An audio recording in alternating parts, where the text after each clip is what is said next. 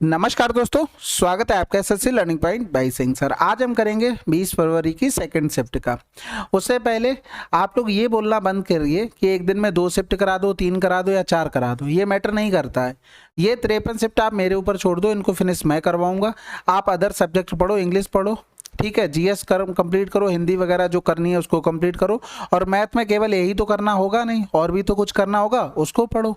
मुझे जैसा टाइम मिलेगा मैं एक दिन में 2 करवा दूंगा, 3 करवाना चाहूँगा 3 करवा दूंगा, जैसा टाइम मिलेगा, लेकिन कंप्लीट जरूर करवा दूंगा। क्योंकि आपने देखा होगा मैंने 2022 के भी कंप्लीट करवाए, 21 के भी कंप्लीट करवाए, तो इसको भी करवा दूंगा। पीडीएफ के लिए भैया आप खुद से थोड़ी मेहनत कर लिया करो, पीडीएफ आपको मिल जाएगी। और बार बार कमेंट करने से कोई फ़ायदा नहीं मिलने वाला है। पीडीएफ वैसे तो टेलीग्राम पे शेयर कर देता हूँ, नहीं तो आप थोड़ी बहुत अपने आप से भी मेहनत कर लिया करो, ठीक है।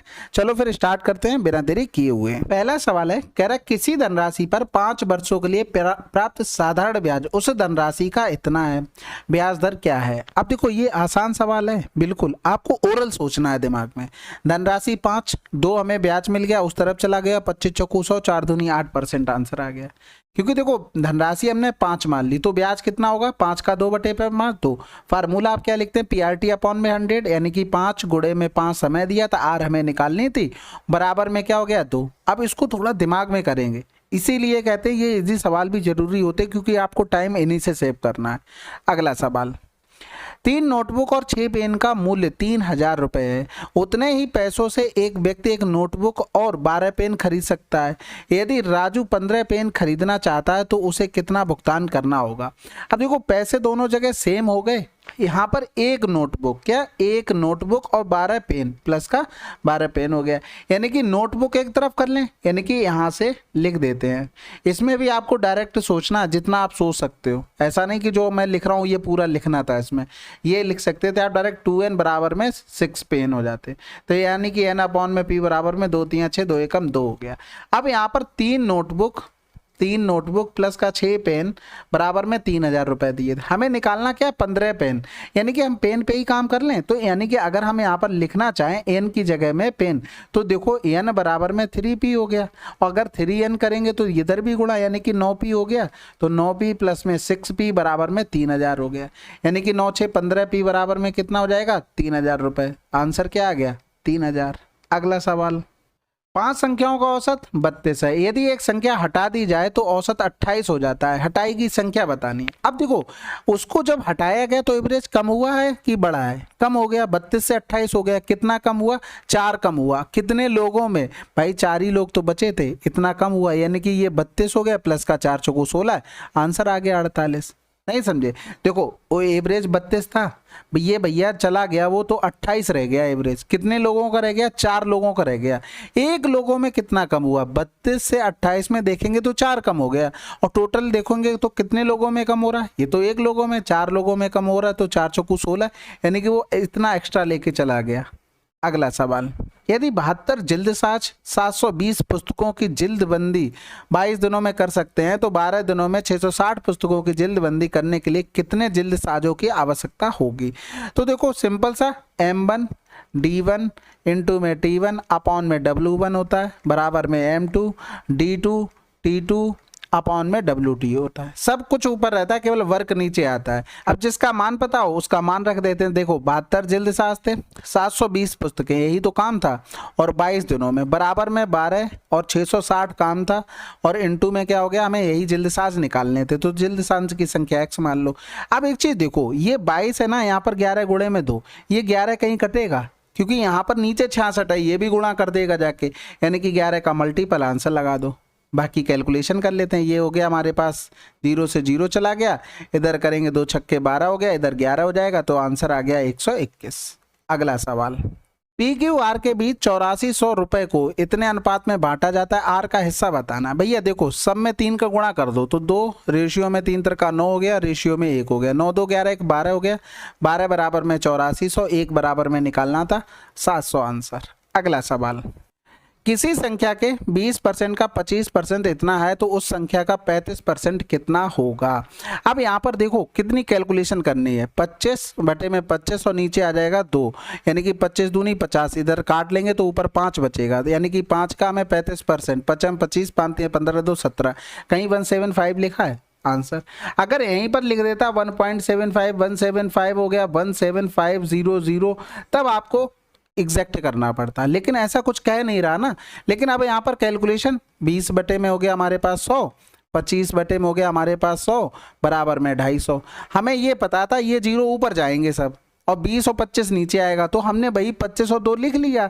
ऊपर जीरो है ही दुनिया भर के, हमें भाग करना था। 25 से 25 कैंसिल, 2 पंजे 10, 5 गुणे 35 कर दिया, क्योंकि एट द एंड आपको x का 35% निकालना था।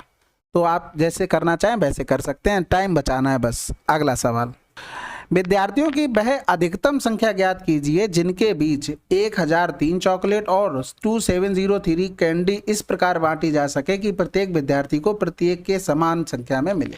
अब अधिकतम संख्या, इसका मतलब हमें एचसीएफ निकालना है। अब एचसीएफ निकालना है तो ऑप्शन हमें चेक करने पड़ेंगे, ऑप्शन से कर लेते हैं। वैसे क्या करेंगे, डिफरेंस भी कर सकते हैं, उससे भी हो जाएगा। 2703 हो गया, डिफरेंस करेंगे तो ये 0 हो गया, ये 0 हो गया, इधर 7 बचा, 2 से 1 गया 1, यानी कि हमें 17 का मल्टीपल चाहिए था। आंसर लगा दो। अब ये दोनों ऑप्शन अगर नहीं करना चाहते ऐसे, तो दोनों ऑप्शन 17 से कटेंगे और हाईएस्ट कॉमन फैक्टर होगा। आप 19 से कर लेंगे, आप 19 से नहीं काट पाए, 19 पना 95, 5 बचा, नहीं कटा। इसी तरीके से आपको चेक करना था। अगला सवाल, एक मेज का विक्रय मूल्य इतना रुपए है, यदि लाभ परसेंटेज 25% है तो मेज का क्रय मूल्य कितना होगा। भाई 25% मतलब हो गया 25% प्रॉफिट, 1/4, यानी कि ये 5/4 हो गया। यानी कि अगर हमारे पास सीपीए है तो एसपीए हो गया, यानी कि 5 का मान हमें दिया गया था 6875 और गुणे में हो गया 4। अब जैसे ही हमने किया, हमें यहाँ पर ऑप्शन पे निगाह गई, ऑप्शन में हमें ये भी दिख गया कि भैया ये 11 का मल्टीपल है। यहाँ पर देखा 7 6 13, 8 5 13, ये भी 11 का मल्टीपल है। आंसर लगा दो, और कहीं था नहीं। अब क्योंकि 11 एक प्राइम नंबर है, तो नीचे ऑप्शन में, तो नीचे तो हम जो सॉल्व कर रहे थे उसमें तो कहीं 11 दिया नहीं था जिससे 11 काट लेते, इसलिए डायरेक्ट हम आंसर लगा सकते थे। बाकी कैलकुलेशन कर लो, 5 एकम 5 हो गया, 1 बचा, 5 तियां 15 हो गया, और 3 बच गया, 5 सत्ते 35, 55 25, 4 पंजे 20 हो गया, 4 सत्ते 28 हो गया, 13 चौकू 52 और 3 55। आंसर। अगला सवाल, एक वस्तु का अंकित मूल्य उसके क्रय मूल्य से 60% अधिक है, यदि उस वस्तु पर 20% की छूट दी जाती है तो लाभ परसेंटेज बताना है। अब देखो, ऐसा कभी भी सवाल मिल जाए, 60% अधिक इसका मतलब हो गया प्लस का 60, 20% छूट इसका मतलब 20। अब फार्मूला पढ़ा है plus minus A plus minus B plus minus A B upon में 100। यहाँ पर करेंगे 60 माइनस का 20 प्लस माइनस, माइनस हो गया 60 गुणे में 20 बटे में 100, 60 से 20 गया तो 40 माइनस का 12, यानी कि आंसर आ गया 28%। ये होता क्यों है? आपने ये सवाल किए होंगे कि कोई चीज 20% बढ़ी है और 20% कम हो गई, तब यही फार्मूला लगाते थे। यहाँ पे भी वही है, ये हमारे पास सीपी था, इससे कुछ बढ़ा, ये मार्क प्राइस हो गया, इसी पर कुछ छूट दी गई, तो डायरेक्ट हम इसी से तो अप्रोच कर लेते थे। जैसे 20% कोई चीज बढ़ी और 20% कम कर देते, तो इसी से तो कंपेयर करते, तो यही चीज डायरेक्ट लगा देते हैं। ठीक है, अगर ये चीजें ना पता हुआ करें तो स्टार मार्क करके कॉपी में नोट कर लिया करो, और उसको रिवीजन करना पड़ेगा जिससे सवाल सामने आए तुरंत आंसर। अगला सवाल, 70 सेंटीमीटर त्रिज्या और 14 सेंटीमीटर ऊंचाई वाले बेलन का वक्रपृष्ठीय क्षेत्रफल। वक्रपृष्ठीय क्षेत्रफल बेलन का 2 पाई आर एच होता है। सबसे पहले 11 की डिविजिबिलिटी, 5 3 8 नहीं हो रहा, 6 5 11 नहीं हो रहा, 6 6 12 हो जाएगा, 6 2 8 नहीं हो रहा।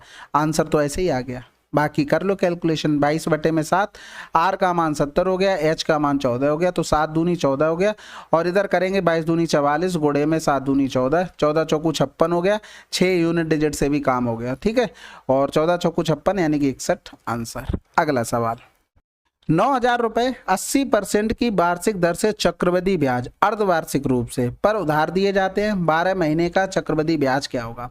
देखो 80% उसने बोला, यानी कि अगर अर्धवार्षिक करेंगे तो रेट कितनी हो गई हमारे पास, 40% हो गई, और कह रहा था अर्धवार्षिक तो 6 महीने की स्लैब दो, यानी कि अल्टीमेटली टाइम कितना हो गया, 2 वर्ष हो गया हमारे पास। तो 40% को अगर हम लिखना चाहें तो क्या लिख सकते थे, 20 दूनी 40, 20 पंजे 100, यानी कि प्रिंसिपल अगर 5 रहा हो तो 2 बढ़कर ये 7 हमारा अमाउंट बन जाएगा। 2 साल की बात करा तो पावर में 2 हो जाएगा, यानी कि 25 हो गया, ये 49। कितना मिल रहा है ब्याज, 25 अगर प्रिंसिपल है, ब्याज कितना मिला, 4, 4 से 2 गया तो 2, यानी कि हमें 25 बराबर में क्या दिया गया था, 9,000 रुपया, हमें निकालना था 24 बराबर, तो 25 चौकू 100, 24 चौकू 96 हो गया, 9 छक्का 54, यूनिट डिजिट से काम हो गया, 6 आ जाएगा 840, बस खत्म।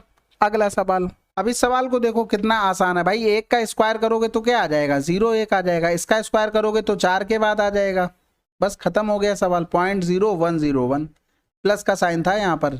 अगला सवाल, यदि 6 पेन का क्रय मूल्य 5 पेन के विक्रय मूल्य के समान है तो लाभ और हानि परसेंटेज बताइए। देखो 6 का सीपी बराबर 5 का एसपी, यानी कि सीपी अपॉन में एसपी बराबर क्या हो गया 5/6। इसको डायरेक्ट भी सोच सकते थे, 1 का प्रॉफिट हुआ बटे में 5 गुणे में 100 यानी कि 20%। अगला सवाल, एक व्यापारी अपने सामान को क्रय मूल्य से 50% अधिक पर अंकित करता है, 20 की छूट देता है। छूट देने के बाद व्यापार की कितने % लाभ हुआ? अभी यही चीज बता के आए, 50 माइनस का 20 माइनस का 50 गुणे में 20 बटे में 100, 5 दूनी 10 हो गया, यानी कि आंसर आ जाएगा 20%। सिंपल था बिल्कुल, अभी समझाया था। अगला सवाल, दो संख्याओं का गुणनफल इतना और उनका महत्तम समापर्त 4 है, इन संख्याओं का लघुत्तम समापर्त हमको बताना है। आपको फार्मूला पता ना, एलसीएम इनटू में एचसीएफ बराबर में फर्स्ट नंबर इनटू में सेकंड नंबर।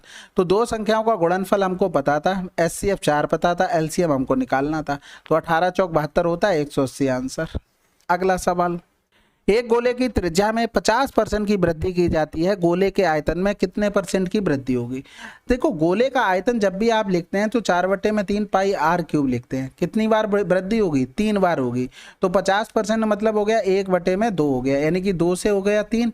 अब यहाँ पर पावर में 3 करेंगे। 3 क्यों कर रहे हैं? क्योंकि भैया 3 बार वृद्धि हो रही है। तो यहाँ पर ये हो गया 8, 3 त्रिका 9 × 27। कितना बढ़ गया यहाँ से? 27, यानी कि 19 बटे में हो गया 8 और गुणे में 100 % के लिए। तो 8 दूनी 16, 3 बच गया, 8 3 24 हो गया, 6 बच गया, 8 7 56, 8 5 40। सिंपल। अगला सवाल, यदि x का 45% y के 15% के बराबर है तो x और y का मान हमें बताना है। डायरेक्ट आपको लिखना है, क्या लिखना है? 15 और 45, 15 कम 15, 15 3 45। नहीं लिख पा रहे तो इसी पर काम करना है, क्योंकि आप इस तरीके से लिखेंगे ना तो आप बहुत लोगों से पीछे हो जाएंगे। और 22 गुणे में 15%, हमेशा ध्यान रखा करो, कभी ऐसा कंडीशन आ जाए तो ये इसका मान होगा और ये इसका मान होगा। बस कुछ ना कुछ तो आप अपने आइडिया बनाया करें जिससे आप जल्दी सवाल कर पाएं।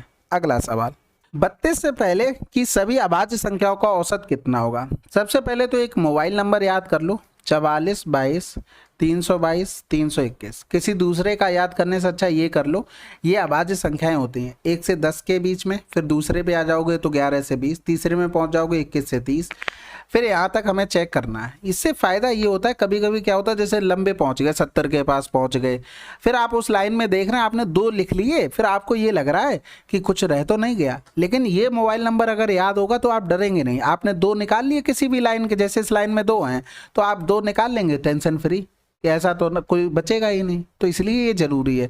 आप पहली लाइन में 1 से 10 के बीच में लिखेंगे तो 2 3 5 7 हो गया, फिर दूसरे में लिखेंगे 11 हो गया, 13 हो गया और 17 हो गया, 19 हो गया, फिर पहुंचेंगे हम तीसरी लाइन में 2 चाहिए यानी कि 23 मिल जाएगा और फिर उसके बाद 29 मिल गया, इसके बाद 31। बस यहीं तक चेक करना था। तो इनको भाई जोड़ लेते हैं भाई, 3 2 5 5 5 10 7 17 17 और 3 20 और 10 30 30 और 10 40 41 41 9 50 50 और 10 60 60 और 3 63 हो गया। 63 में 7 जोड़ा तो कितना हो गया भाई? 70 70 और 10 80 80 और 20 100 100 और ये कितने हो जाएंगे? 60 160 आ गया। टोटल नंबर कितने हैं? 4 4 8 तो 10 1 11, तो 11 कम 11 हो गया, 5 बचा, 11 चौक 44, 14 समथिंग आंसर। ठीक है। अगला सवाल, स्वप्निल 16 दिनों में एक सोफा बना सकता है। रेवती के साथ मिलकर काम करते हुए वह काम को इतने दिनों में पूरा कर सकता है। यदि रेवती अकेले काम करती है तो काम पूरा करने में रेवती को कितने दिन लगेंगे? तो भैया 128, 16 8 128 हो गया, इधर हो जाएगा 17, यानी कि 128, 17 से 8 गया तो 9 हो गया, तो 9 कम 9 3 बच गया, 128 बटे 9 तो आंसर ही आ रहा। ठीक है। अब यहाँ पर आपको देखो जितनी फास्ट प्रैक्टिस करोगे ना उतना ही अच्छा होगा, क्योंकि आप मौज मस्ती करते रहेंगे कोई मतलब नहीं निकलेगा। ये हो गया रेवती और स्वप्निल दोनों 128 बटे में 17, यानी कि एलसीएम ले लिया तो 128 आ गया। इनकी इफिशियंसी 8 हो गई, इनकी इफिशियंसी 17। जब इसकी 8 है तो इसकी इफिशियंसी 9 हो गई, तो वही हमने भाग कर लिया। अगला सवाल, 384 मीटर लंबी एक रेलगाड़ी एक बिजली के खंभे को 12 सेकंड में पार करती है और विपरीत दिशा में यात्रा कर रही समान लंबाई की दूसरी रेलगाड़ी 12 सेकंड में पार करती है। दूसरी रेलगाड़ी की चाल हमको बतानी थी। बहुत आसान सवाल हो गया। कैसे आसान हो गया भाई? एक चीज समझो, 384 बटे में 12, यानी कि 12 3 36 हो गया और 12 दूनी 24, ये हो गई। अब दूसरी के लिए अगर लिखते तो 2 गुणे में 384 बटे में S1 प्लस का S2 और बराबर में 12 हो गया। अब हर चीज तो सेम रही। कहने का मतलब है अगर हम लिखना चाहें 384 बटे में 12 और ये हो जाएगा S1 प्लस का S2 बाई में 2 लिख सकते हैं। यानी कि ये क्या मतलब हुआ, हमें ये जो दो एक्स्ट्रा आया यानी कि उनकी चाल को 2 गुना करने के लिए आया था, यानी कि दोनों कहीं ना कहीं S1 और S2 बराबर रही होंगी, तभी तो ये आधा हुआ, यानी कि ये कितना हो जाता है, ये 32 हो जाएंगे दोनों। आंसर लगा दो। नहीं समझ में आया तो आप ऐसे कर लो 384 बटे में 12 और ये हो गया हमारे पास स्पीड हो गई, 1 सेकेंड रुको, यहाँ पर कर लो S1, ये हो गया 12। अब यहाँ पर हम लिख सकते हैं 12 बराबर में 384, दोनों की लंबाई समान थी और ये हो गया हमारे पास S1 प्लस का S2।